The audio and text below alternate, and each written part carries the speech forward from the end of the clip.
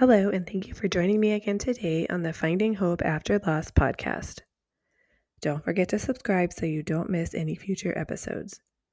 If you like the show, please leave a review or rating on Apple or Spotify. It only takes a moment and really helps the show reach more lost and infertility families. I wanted to let you know that I am putting together both an ornament exchange and a card exchange for lost parents. If you are interested in participating in either, you can email me at sarah@journeyforjasmine.com or see any of the posts on my social media accounts at Journey for Jasmine. Today I am talking with David.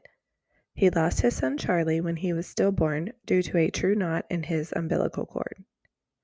In this episode, David talks about starting the Charles Martin Corvi Foundation to help other loss organizations. He also talks about the letters he started writing to his son that he later turned into a book. Hello, everyone. Today I am here with David. David, can you tell us a little bit about yourself? My name is David Corvi. I am the father of Charles Martin Corvi. My wife and I lost Charlie in October of 2021. He was stillborn as a result of a true knot in his umbilical cord. And since then, my wife and I have started the Charles Martin Corvi Fund, which raises money for pregnancy and infant loss, like a number of wonderful organizations out there, and we then gift that money to the organizations who are doing the work, doing the amazing work, and providing the services. So specifically, we focus on remembrance and grief and research and advocacy. So any organizations or health organizations, nonprofits that are doing that work, that's who we're looking to support through Charlie's Fund. I think that's amazing. What inspired you? I mean, obviously the loss of your son, but like what kind of led to you creating this? Well, yeah, I feel like many other people, you're searching for meaning making and purpose, trying to answer the question of why, why us? Why did this happen? Why now? And just through a series of, as we call them, Charlie winks, we got connected to, there's a local community foundation right here in the town we live in. My cousin who lives in the town as well, the following year said, "Hey, do you want to run a relay marathon and name it in Charlie's memory?"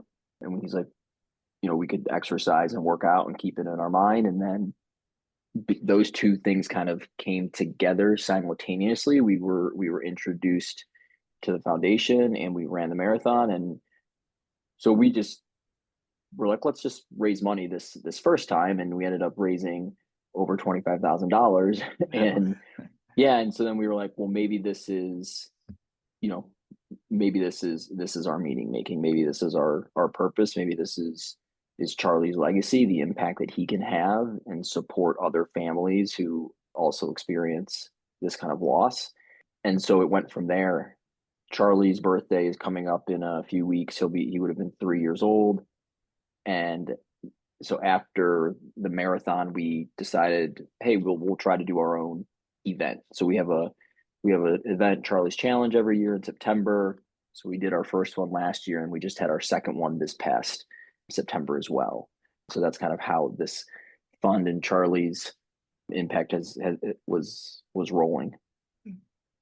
I love that. I think that's just amazing. And I think, we all look for ways to still parent our children after they're gone. And I think this is, this is exactly that, just finding ways to parent them and keep their memory alive and keep their legacy alive.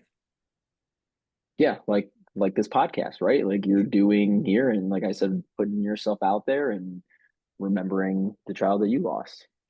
Do you find it hard to talk about him and to share your story? It's always difficult. I think, just male brain, right? Like my initial reaction when we lost Charlie was to, just kind of move on and like keep it inside and push it aside. And so I think, I'm not, my wife is the psychologist. She's the brain person. But I think men's brains are just wired to, to navigate things differently. And so I find it more therapeutic and a little more relieving to talk and just to share and talk about him. And as you said, like, you parent your other kids, you attend their games and their activities, and you talk about them. And I think I've just come to the realization of why wouldn't I talk about Charlie, right? We have three living boys, and we talk about them and interact with them every day and go to their events. And so, this is our way to talk about Charlie, to communicate with him and to parent him through his fund, through the letters that I wrote in the book, and through the other events that we attend, in his honor and his memory. When did you start writing letters to him? The first letter is dated December 2021. I wrote letters to, so we have two older living boys, and then we have our rainbow baby who's about 22 months now. And I wrote letters to our two older boys when my wife was pregnant with them. I've just been a writer. I've journaled. That's how I've processed information. That's how I've communicated the most and the best. And so I had written them letters while my wife was pregnant with them to give them at later dates. And I just never wrote Charlie any letters during pregnancy when my wife was pregnant with him, because of life with two kids and everything. And then it was in December, it was a few months after he had passed, that my wife was like, you didn't write any letters to him. Do you think that might help? And so we got his Christmas stocking one day, and that kind of served as like just the catalyst for me to sit down that evening and write. And then it just kind of went from there. And it was every few weeks, or whenever I was thinking about him, or I was awake at 2 a.m. thinking about him. So it was around that time. And then it was probably about 6 months later, like that spring, where I had about 9 letters. And then I was like, oh, maybe this could help other people processing a similar loss. And so then it kind of went from there to try to get them published. How long after that were you able to get it published? So the book just released September 1st this year, so just about a month ago. I had met a grandfather of a baby. Their organization was Miles Mission. I don't know if you've met them yet. I haven't, but I've heard of them. Yes, they're amazing, amazing family. They're out of Zanesville, Ohio. And he wrote a book and used a publishing organization to write his book last year. And so he and I met and had lunch, and he gave me a copy of his book, and he introduced me to the publishing company. So that was last January. So the process, from start to finish was, yeah, it was about 9-10 months. Fittingly, I never even made that connection. It's always kind of funny when you look back on stuff and you're like, oh, wow, that seems like more than a coincidence, Yeah. So do you want to talk a little bit about your book? Like, what's it called, where people can get it, and what all Yeah. in it? I'm also open to reading a letter if your listener, if you think Yeah, your that'd be listeners great. would like that. So the name is, I'm showing this to you. Everybody's not going to be able to see this though. The name is Dear Charlie. It's letters to my son, father's journey of loss, grief, and remembrance. And I will, for October, through website, it's on sale. It's like on discount, everything for pregnancy and infant loss month. So I'll make sure that you have that link and everything, and you can share out. But it's available through any bookstore. It's available on Amazon. So it's pretty much mass distributed at this point. We're just hoping for it to snowball and get some traction. I think the easiest thing to do would be maybe to read I wrote a letter to the reader at the beginning, which gives kind of like a high level, again, how the book came about and what it's about and everything. And so maybe that might pique some people's interest to check it out and pick up a copy. And a percentage of the profits go back towards the Charles Martin Corvi Fund and support families. And again, that's just one piece that we're hoping fuels his legacy. And I have in the works to do an audiobook as well. So that would be available. Okay, so this is Dear Reader. So this is like one of the introductions, and my wife wrote another introduction. Our son Charles Martin Corvi was stillborn on October 26, 2021. He was 15 days shy of his due date.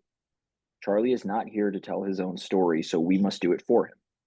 This is Charlie's story.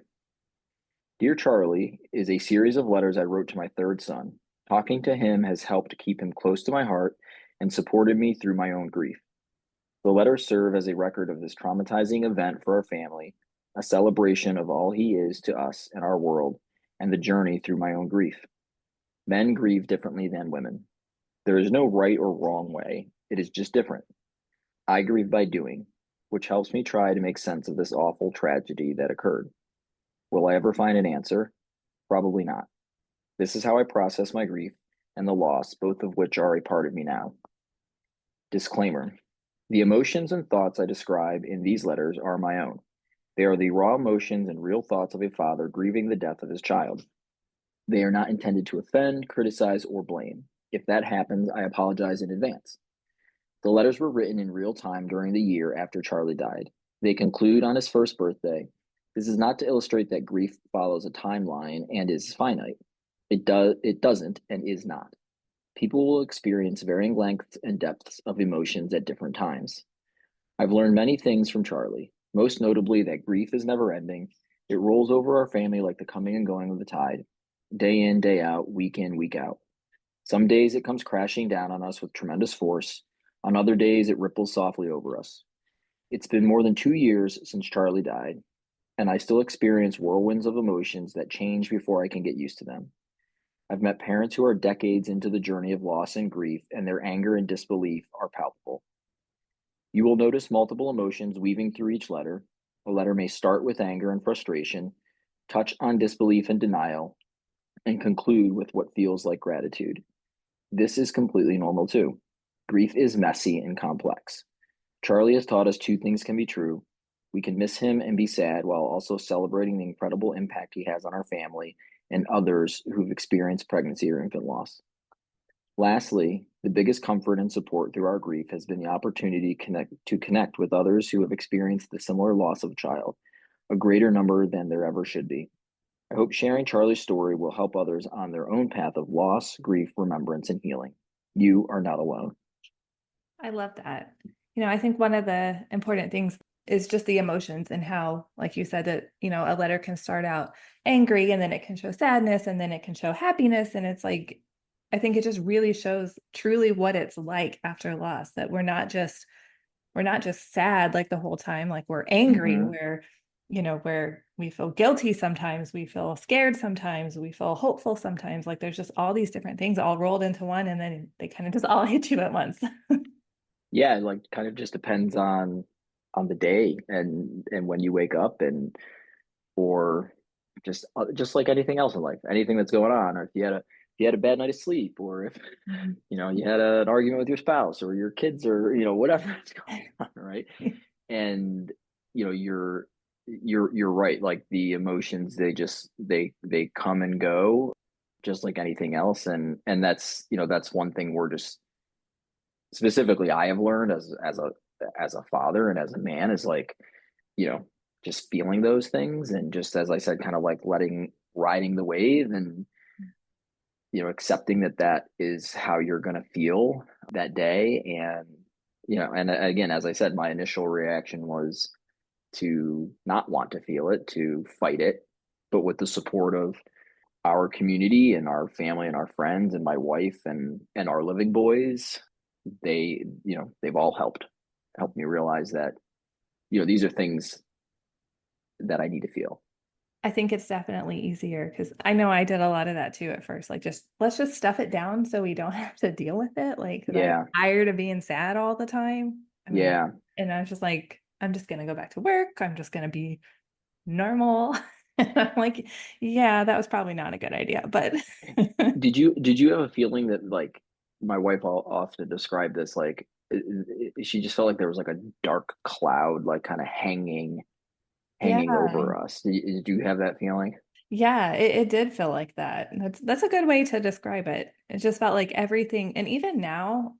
she would have been 6 this year, so it's been several years for us, but Yeah. it still feels like there's a lot of normal things that still have that cloud over them. Taking family pictures, sending the kids to school, like things like that there should be one more there. Yeah.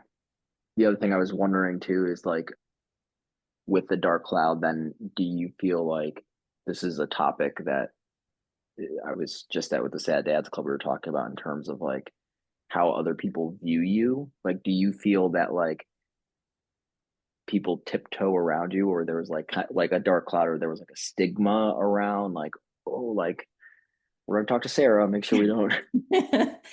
Yeah, definitely with some people. Like when I went back to work, I worked for a small company at the time. It was Mm, just 4 of us, and one was part-time. So it was basically 2 men that I worked with, and mm, I was the only woman there at the time. And yeah, it just felt kind of awkward coming back. Like they didn't know how to handle me. They're yeah, just kind of yeah, like, they're like, well, you didn't have to come back so soon. I'm like, well, I don't have paid time off to like take all this time off, mm, but but yeah, no, I definitely know what you mean. They were just kind of like the way they would look at me, the way they would talk to me, it was just kind of like, yeah, okay, this is awkward. I don't know what to do here. So yeah, yeah, I have experienced that some.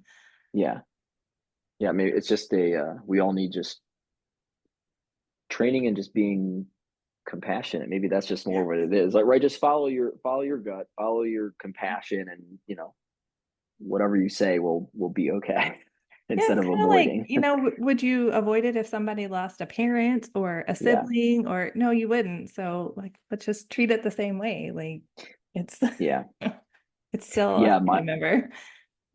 My wife's big thing was again she's a doctor, and she works in like her healthcare system and everything, and they were wonderful. Again, like I said, like these are just our experiences and our response as parents who lost a child, but everybody was wonderful, her medical team and her care team and everything. But the one thing that was kind of like a kind of a punch to the gut was like they removed her parental leave, so she still had the maternity leave, but she didn't get the additional 4 weeks of parental leave. And I mean, it was just like, and then the way it was handled, it was more kind of like a human error, faux pas. The person just like communicated to her in like email and everything, and she was like, Like what? "What?"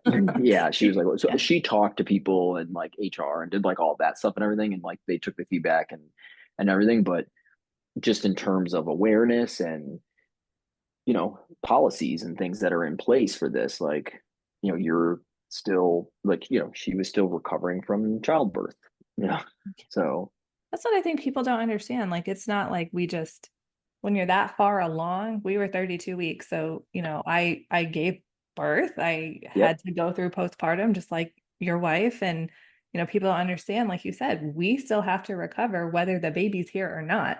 We still yeah, have the same recovery. And then we have the emotional grief on top of it. And like we don't need to be dealing with HR issues, like right, at that time. yeah, Like that's just one more thing you're adding on. yeah, yeah, And making it seem like your baby's not a real baby because they weren't born alive. Like that doesn't, so you don't get the right. parental leave. Like that doesn't. I mean, that was like the message that she got. It was like, oh, I don't have a baby, so I'm not a parent, like I'm not a new parent. That was essentially her interpretation. So yeah, hopefully, like through all this right amazing work that you're doing and we're doing, and a number of other people who experience this are doing, can change the conversation, can change decisions that are made, can change how people interact. And again, this is right, Dear Charlie, the book is just one avenue to hopefully to do that, and we'll kind of take off. And because maybe your two coworkers could have, they they could have benefited from reading Maybe I this. should And still send it to him now. Like, hey, this would have been yeah, helpful like 6 years ago, just there you FYI. go. There you go. Yeah. But no, I do think it's great that you put it out there and that you're willing to share that because talking about our emotions and talking about our losses, it can be a very vulnerable thing and it can be really hard to put it Hmm. out there and to share it with people. And I know sometimes, especially more as men, like you said. So just thank you for, being willing to put that out there for everybody. Yeah. Yeah. No, I mean, thank you for the opportunity to share this. And as you were talking a little bit about your experience, like rightfully, and I think I say this a lot, I just rightfully so, right? You carry Jasmine, right? My wife carried Charlie, like that, like my wife still continues to take the brunt of it, right? And the mother will.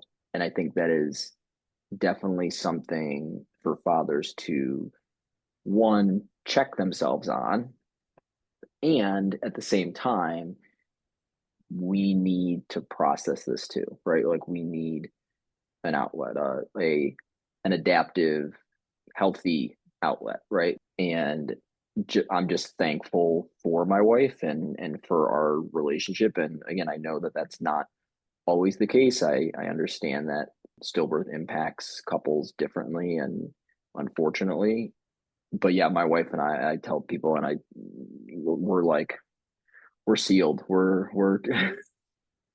we're lockstep now. Like if we were before, but now we're so much more now.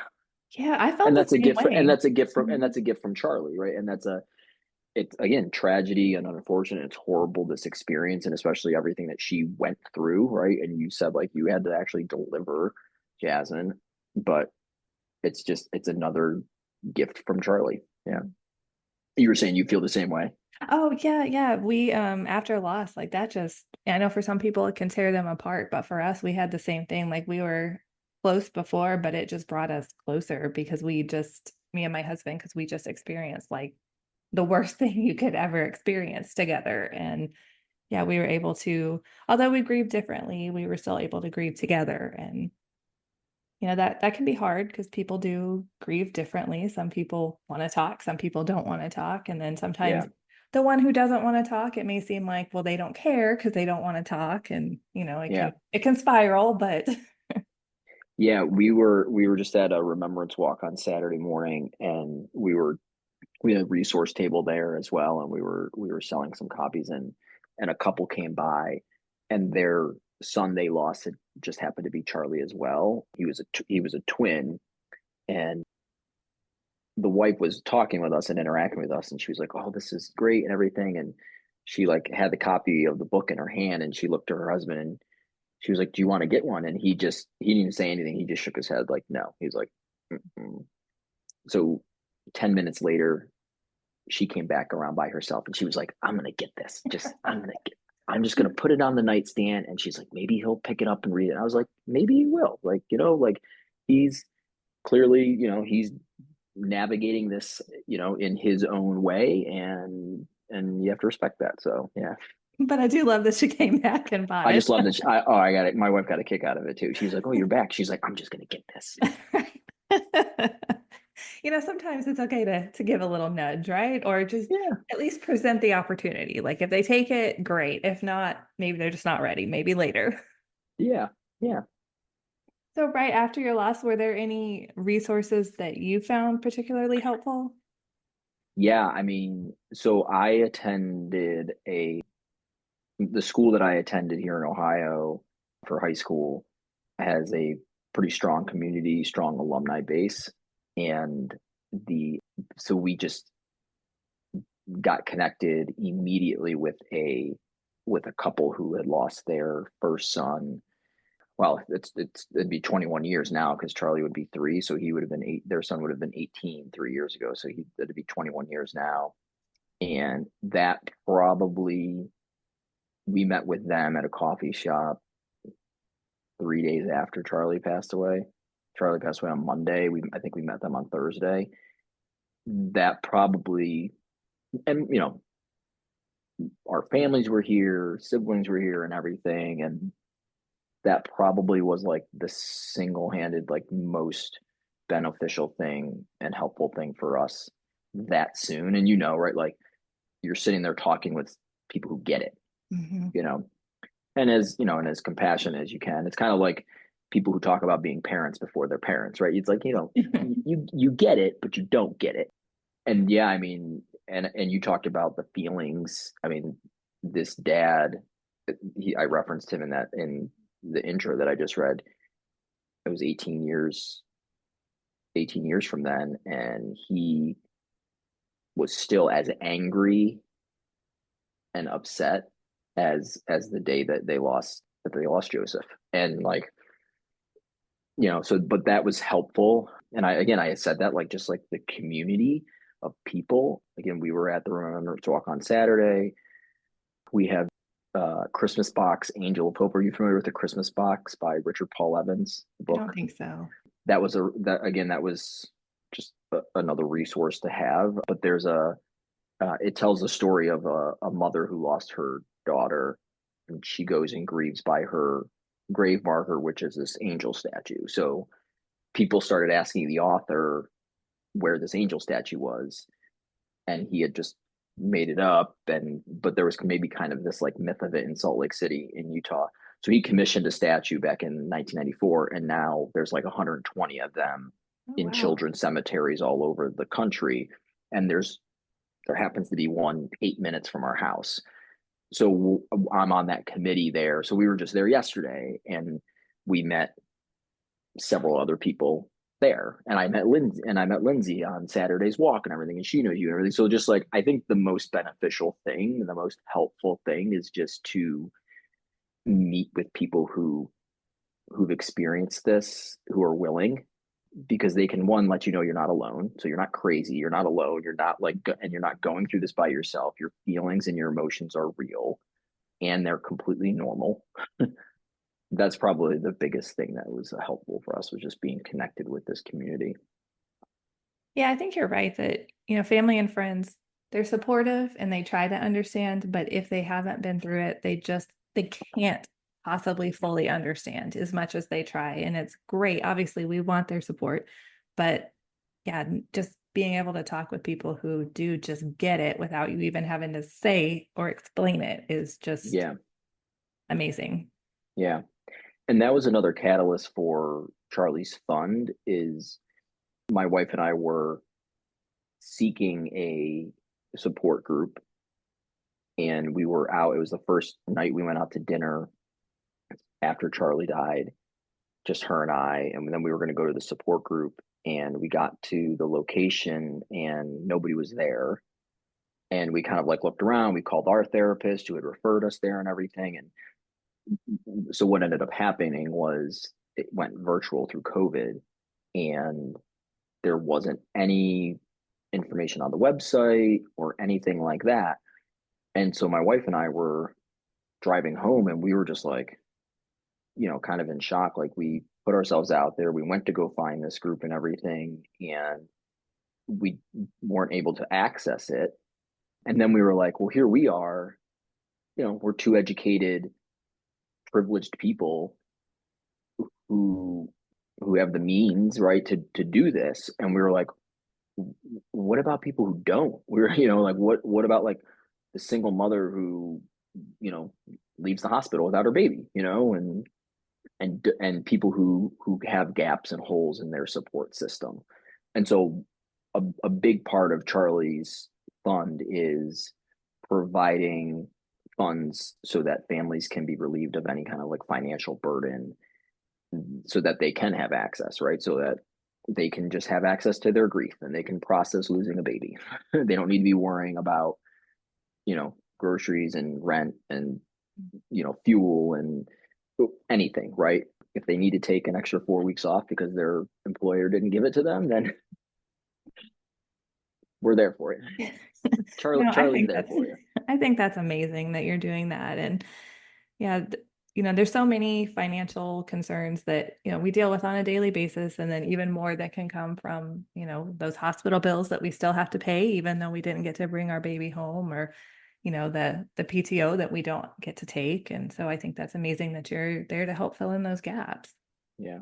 Yeah. And funeral costs, right? Like, we were sitting there, we were just incredibly lucky to be connected with a funeral home whose policy was, you lose a baby, you don't pay.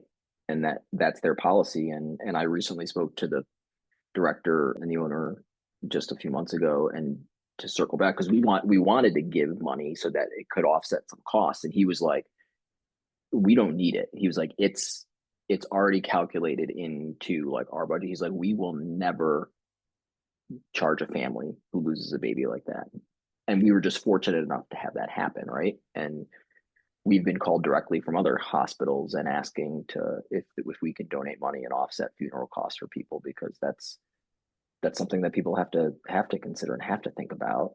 And then you don't, and that's a financial burden. And then you don't have time to grieve because you're stressed and anxious about this. So Yeah, and I've seen so many people like, later on who said, oh, I couldn't afford to get a headstone, or I couldn't afford to, do these things. And they're trying to, get the money for it later. And then they feel guilty because they weren't able to do it. And it's just like, I hate that people are in that position in the first place.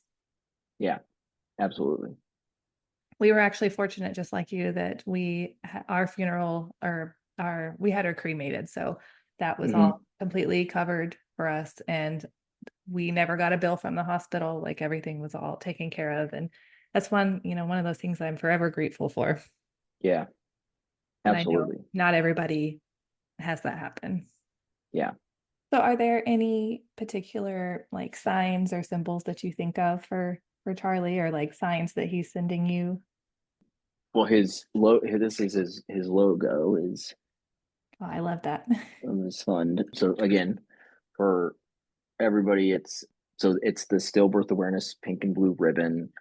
The chimes are specific because and these are all written about in the letters. The chimes, actually, the family who we bought our current house from, we've stayed in touch with, and they sent us these. They're like 4 feet tall. They like stand on the ground, and they're in our back now. So we call them the Charlie chimes, and they sent them to us the week after his funeral. And then I have again my cardinal for and then my cardinal for Charlie. I love that. That's beautiful. So, and the cardinal is on the logo as well. So those are, yeah, I mean, those are kind of the big ones. The cardinal, especially, and my sister does all of like our social media and stuff, and she's phenomenal at it. And she just found a song called Red Bird this morning that she like put to the music of one of the posts from this morning or anything. And the song specifically talks about a cardinal. And we're like, oh, Wow. You're like, it's perfect. It was meant to be. that was great. Yeah. Yeah. So I think those are probably the two biggest things.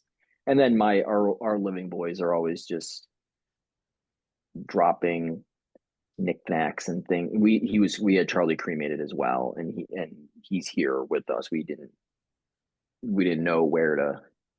We don't have any family that are like nearby buried or anything like that. So we were like, he's gonna stay with us for a little bit here until we kind of figure out, something else. But they're always just like they're dropping Matchbox cars and Dum Dums and anything that you can think of. They Hershey Kisses during the holidays and stuff like that. They just like leave by his urn. So it's really sweet. I love that. That is the cutest thing. And that's that mix of emotions, right? You're like, oh, this is so sweet, and you're like feeling nice and good about his brothers taking care of him, and then in the same moment, I'm so angry and upset, right? That's how they have to interact with him. It's just this, it's so messy.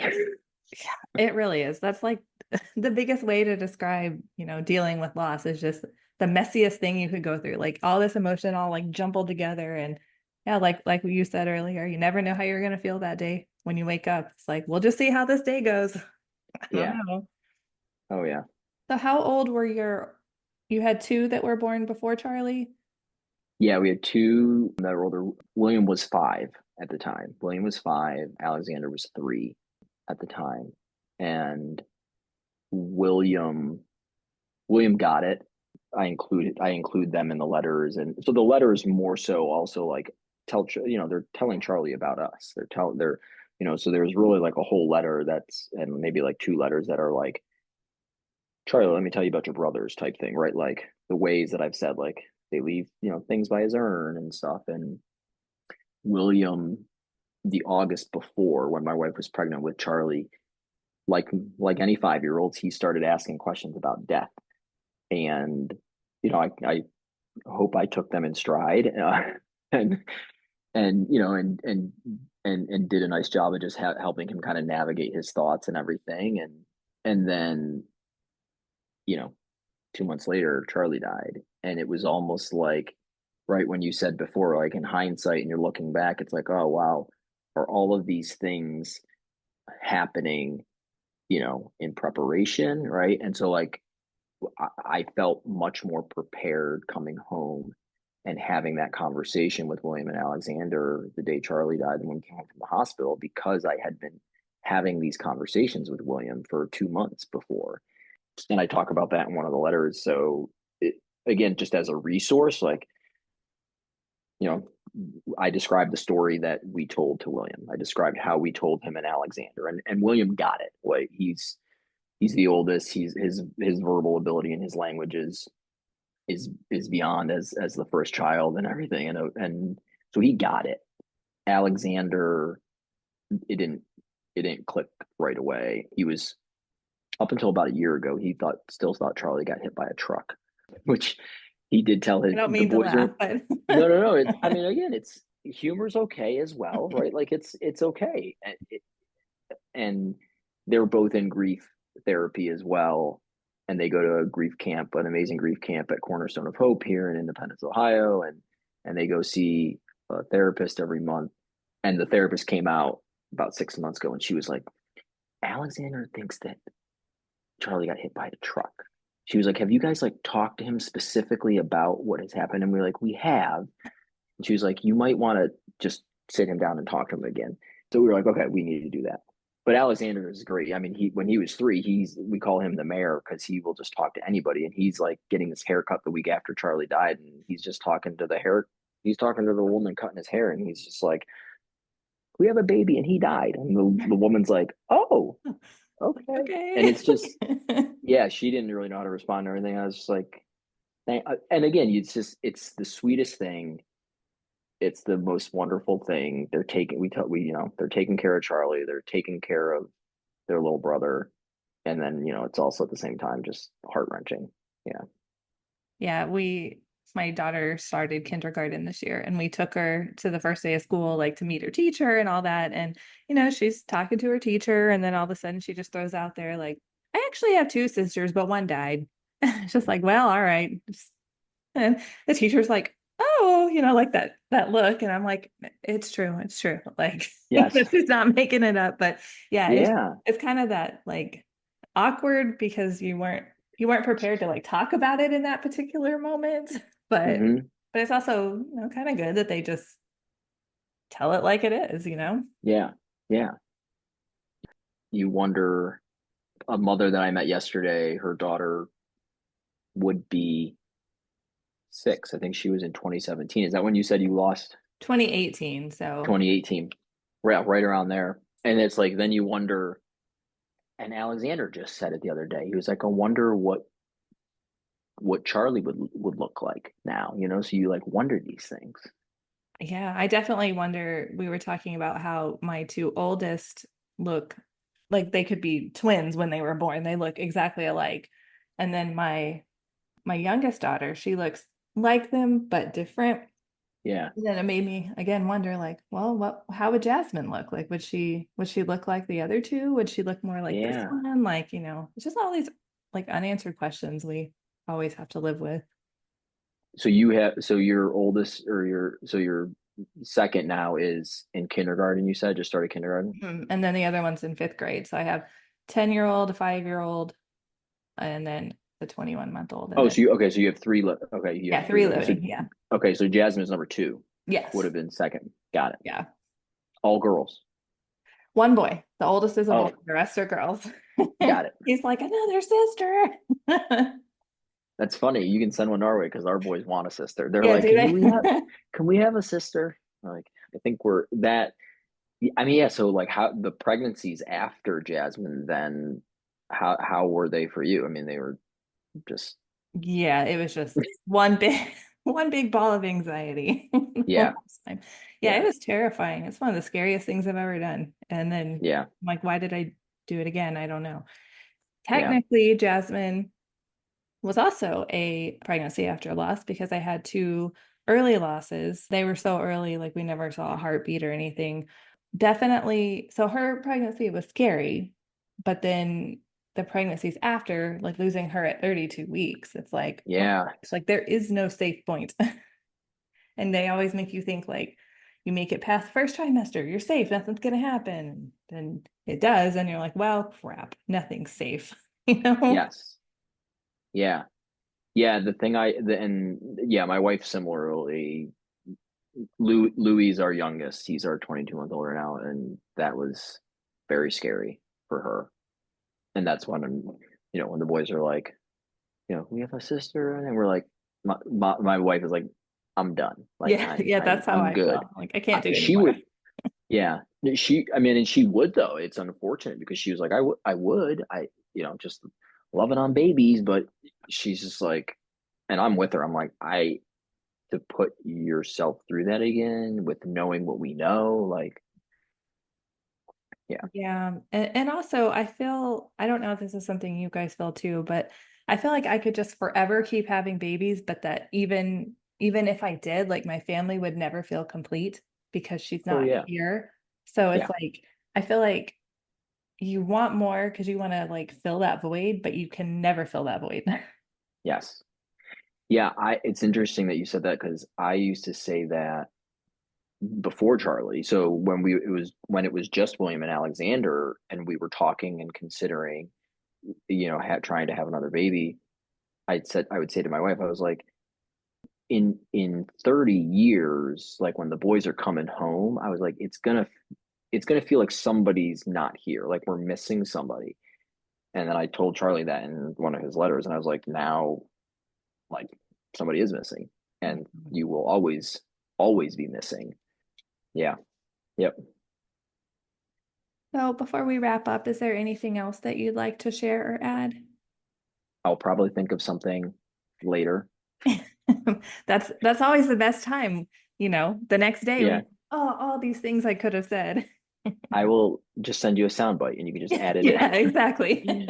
No, Sarah, I just thank you, right? Like, thank you for the space, and again, there's so many of us out there that are doing amazing, wonderful things, and I'm just thankful for the opportunity and the time to talk about Charlie and talk to somebody else who gets it. And again, like, I've been kind of plugging different groups and flowering different groups and everything, but I'll go back to the Sad Dads Club with Rob. Like, I've been to a couple of those on Thursdays, and they're just amazing spaces. Like, I cannot get over. I mean, I told my wife the next morning, like, I was still like reeling from it the next morning of just how powerful that space is. So thank you and thank Jasmine for, connecting us and putting us together, and you putting yourself out there every time you talk to somebody. I appreciate it. Well, and I want to thank you so much for all that you're doing as well. I mean, you're doing amazing things for the lost community. I think we all just try to turn our pain into something that can help other people, and we all do it in a little bit different way, but they're all amazing, I think. So, Yeah. Yeah. And I'm still waiting on like a larger order of author copies. So I definitely want to send you a copy. So I'll get your mailing address and make sure that I get you a copy. yeah, I definitely love to read it. I look forward to reading it. Probably just cry through the whole thing because that's what I do. But There's a dad here that's on this angel statue committee. He texted me and he's like, I couldn't even get through the first page. it's hard. I mean, because sometimes it just takes you right back to all that emotional stuff. But sometimes it's good to get it out, Yeah. even Yeah. though a lot of times we don't want to. Like, let's just stuff it in. I don't want to do it. I know. And those days are okay too. Those days are okay. My wife's therapist, she actually, here's a line for everybody. She was like, Charlie might need a babysitter. Maybe he needs a babysitter for a night. Again, it's the similar thing, like you parent your children, right? And she was like, this time of year is a lot. And she's like, after his birthday, she's like, I think it's okay that if he just has a babysitter for a little bit, like, it's okay. And parents need that. And I love that. moms and I dads need love that. that line. It's Yeah. true. Yeah. So if people wanted to connect with you, are you on social media or anything, or have a website? Yep. Facebook, you can just search the Charles Martin Corvi Fund. Instagram is Charles M. Corvi. And his website is charlesmartincorvi.org. you can get the link to our email address on there and just connect with us on there and connect with us on social media. Just shoot us a message or anything.